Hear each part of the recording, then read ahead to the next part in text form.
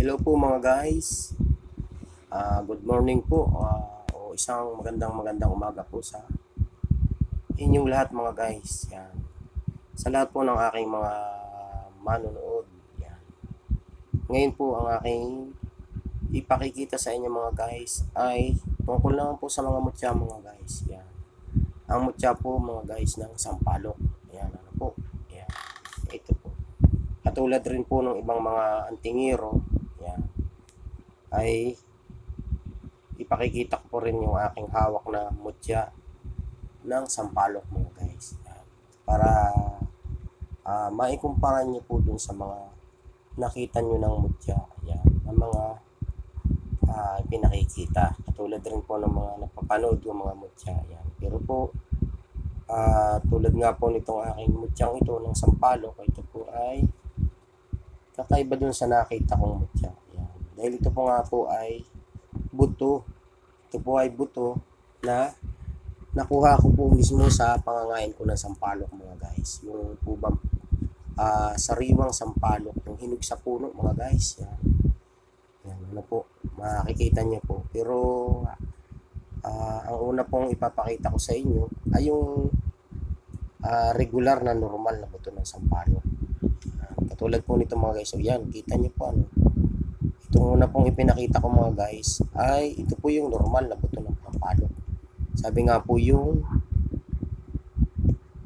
pangkaraniwan lamang. Yan po ano, pag ikukumpara po natin yan. Ganyan po. Yan po. Yan. Pero yun naman pong hawak ko na buto ng sampalok, yan, ipakikita ko po sa inyo mga guys. Yan. Ito na po mga guys. Panoorin nyo po ha. Yan. Ito naman po siya mga guys. Ano po? Ayan. Malaki ang pagkakaiba. Yan. Yan po yung mutya na nakuha ko mismo. Sa sampalok po mismo. Ayan. Tingnan nyo po. Panoodin nyo po mga guys. So, yan. Siya po ay isang uri ng bato. Yan. Bato po siya. Na talagang buto ng sampalok. Ayan. Ano po? Ayan. Ayan. Pag nilapat po natin. Ayan. Ayan po siya mga guys. Tingnan nyo po. Ayan. Ano? Ayan po mismo mga guys. Pagmasdan nyo po ang buto ng sampalok. Yan. Yan. Kulay itim po. Awan ko lang po dun sa mga kakaibang antingero na nakakuha na ng mutya. Pero dun po sa mga nakita ko, kakaiba po ito.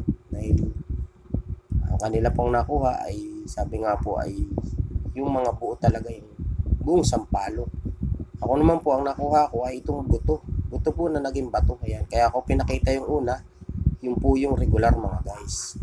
Ito naman po yung talagang kakaiba na mutya na naging bato. Ayan, kulay itim po mga guys. Ayan po. Ayan, tinututukan ko po ng camera mga guys. Ayan, pagmasdan nyo po. Ito po ay may nakitaan na ako nito. Ito po ako na ito. Una pong nakitaan ko nito ay ang lulo ko. Kaya alam ko po na ang mutya ng sampalok talaga ay ganito rin po yung nakita ko sa lulo ko na mutya ng sampalok.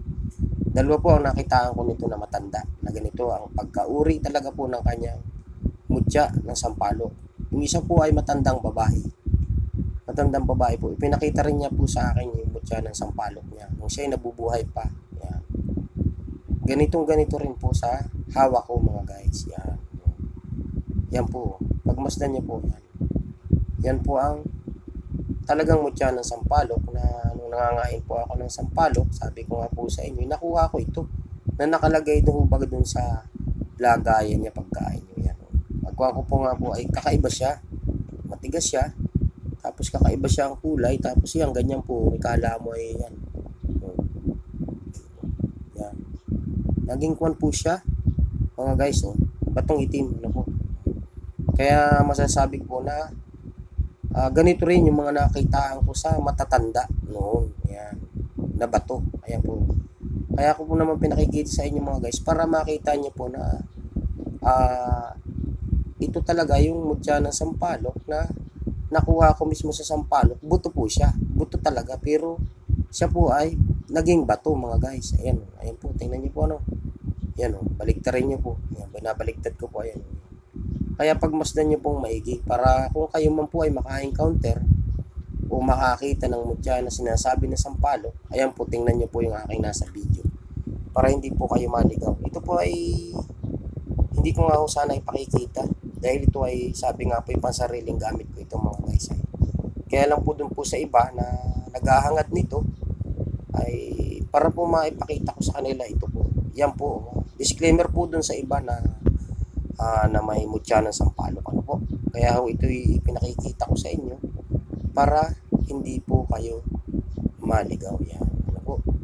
At sa susunod ko pong video, next video po, panoorin nyo po mga guys, at ito po ay aking titestingin para makita nyo po ha, na ito po ay buhay talaga. Ano po? Kaya makikita nyo po, mag-upload po ako ulit ng pagkatapos po nitong video ito mga guys.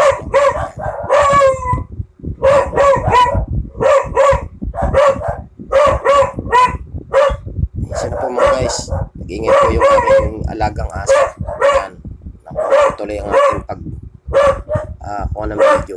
Ayan. Ayan po mga guys, tulad nga po yung sinabi ko mga guys, para hindi po kayo maligaw. Ayan, tingnan nyo po ang aking video ha. Ayan po. Hanggang sa muli po mga guys, panoodin nyo po ang aking susunod na video at pakikita ko po sa inyo na ito, na kung ito ay buhay, ano po, may gagawin po tayo. Hanggang sa muli po mga guys, panoorin nyo po ang aking mga ina-upload na video. Maraming salamat po. See you watching po.